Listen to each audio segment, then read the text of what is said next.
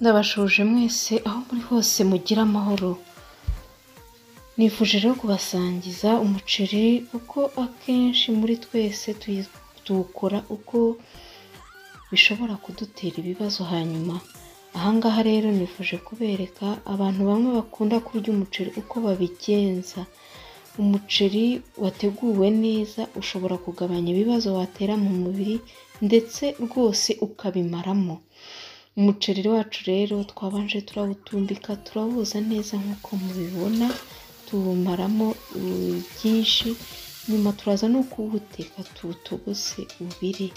Numara kubira ugiye nko gushya turamenena amazi yose, nitumara kuyamenena dushyiremo amavuta ya coconut. Ni amavuta meza cyane ubundi akuraho na kanseri. Ni ukuvuga rero mu muceri wacu ayo mavuta iyo tuyaherekeranije na olive bidufasha gukura byinshi bishobora kuba byakangiza biturutse ku muceri, ariyo iriya guru igenda ikitsindagira ku gice cyo mu nda, hakaba ariho indwara zikunze gufata kubera ko nyine ugenda ukabyimbisha mu nda ndetse ukagira ikibazo cy'uko umuceri akenshi ufata mu nda ugakomeza kandi ntubashe gusohokamo mu gihe iyo urire d'olive rero.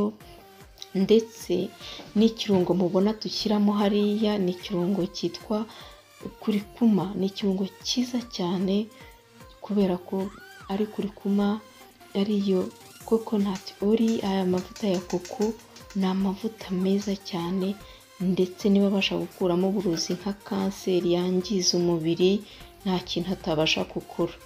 Ni ukuvuga rero uwo muceri ikintu kigaragara iyo wamaze kuwurya ntabwo ufata ikibazo cyo kujya ku musarani nk'uko ubundi bisanzwe bigenda iyo wariye umuceri.